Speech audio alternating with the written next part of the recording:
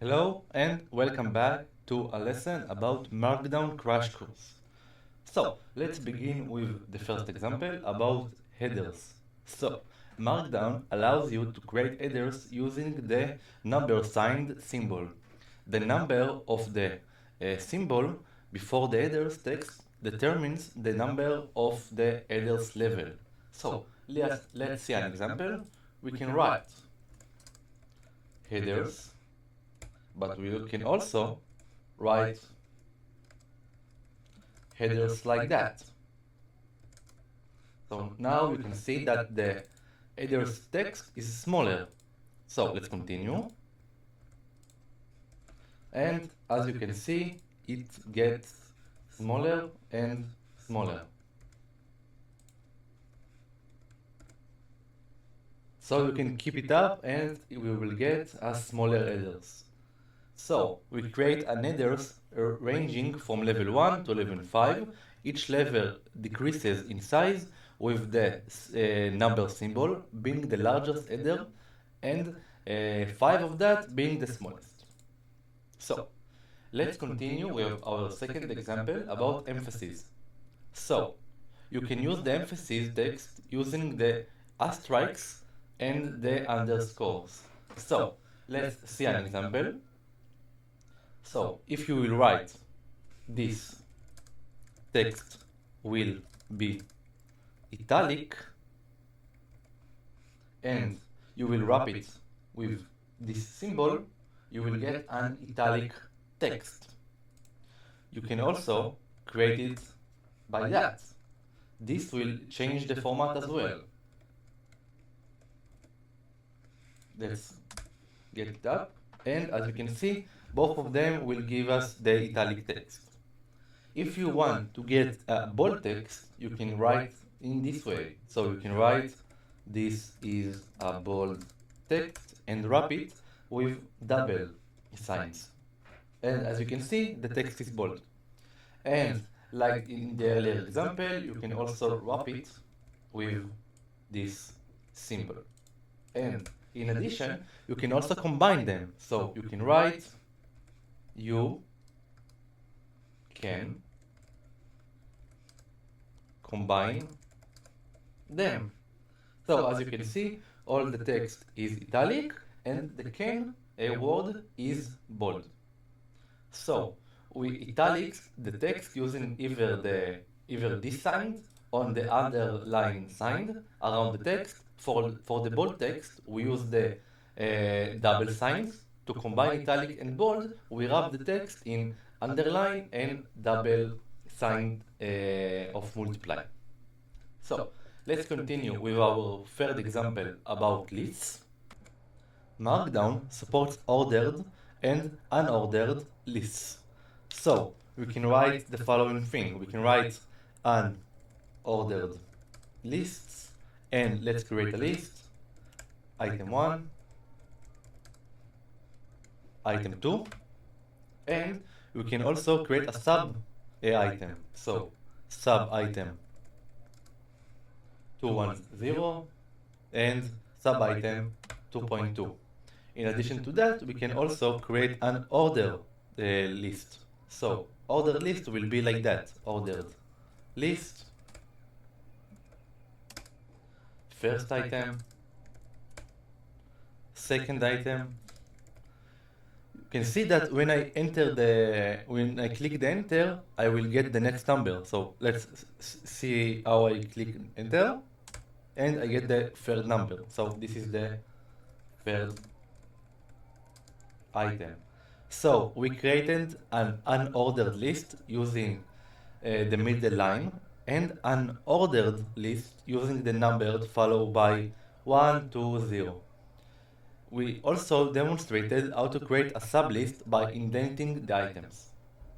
So let's continue with our fourth example about lists and images. So to add links and images, you can use a similar syntax, but for images, you need to start with an exclamation mark. So let's see an example of link. Let's say I want to create a link for Google. So this is the part when I use the square brackets. to enter the name of the link, and now let's put the link with the circles brackets. So I will write https://www.google.com, and if I will enter, if I will click the Google, I will get to Google. Now let's see an image example. So what I need to do is the following. I will write image description, and now let's go to the internet. So let's go using the link, and now let's search for image of Markdown image. Let's go to photos. Let's take this photo, click it as copy image address, and let's back to the code. And now I will put the link image here. And if you want to see the image, what you need to do is to add the this sign. So when I add this sign, it's said to the Markdown, this is an image, not a link. And as you can see, now we can see the image of the Markdown. So we created a clickable link to Google's website and insert an image using its URL. The text in the square brackets is the link's text or the image alt text, and the URL in the parentheses is where the link points or to, or where the image is hosted. So let's continue with the fifth example about code blocks and inline code. So Markdown also can display code. You can use the inline format or blocking format. So what you can do is to do the following thing. Let's say I want to write a Python code. So I will write this sign 3 times, and now you can see that the IDE suggests me a lot of languages. So I will write, for this example, I will write Python. And now we have a block code. So let's say I want to create A equal to a list of 1, 2, 3, and I want to run on a for loop on them. So for list, for cell in list, in A, print cell. And as you can see, we have a Python syntax. So is identify the number and put him in the correct color, and also the for and the in word because it's a safe word in Python. So let's continue with our 6th example about tables. So you can create a table using the dashes for separating headers, cells, and pipes for columns. So if I want to create header, if I want to create table, I need to do the following thing. First of all, I need to create the pipes. So let's say column. Let's say header 1, and now header 2 and header 3. After that, we need to put the pipes. When I will put the pipe, the Markdown will identify it as a table. So what I need to do is to add pipe and then the lines. Now let's add the pipe, line, and the pipes. And now you can see Markdown is identified as a table. So now let's create our first row, row 1, data 1, data 2, and let's create the same thing, row 2, data 3, and data 4. And you can see that the Markdown is also put the correct spaces, and now I get the table. So we created a table with 3 headers and 2 rows of data. The headers are separated from the rows by the line created using the dashes. So let's move to block quotes. So block quotes are created using the arrow character. So you can do the following thing. So this is an example. We can add another block word and another one, and to write it can span multiply paragraphs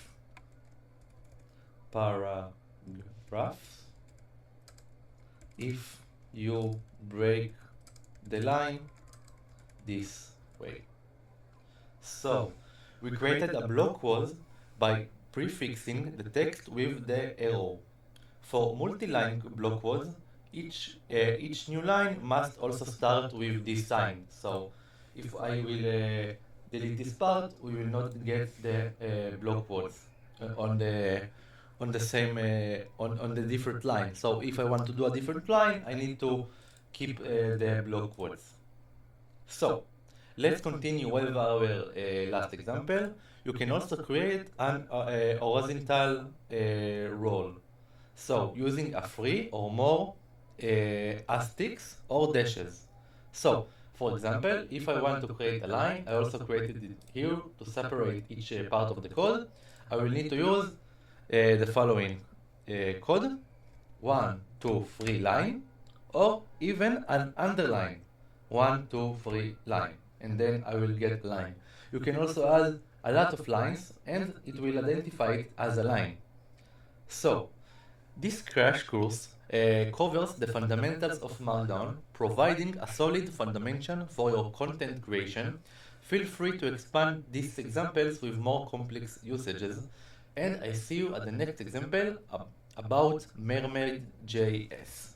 I will see you there. Bye bye.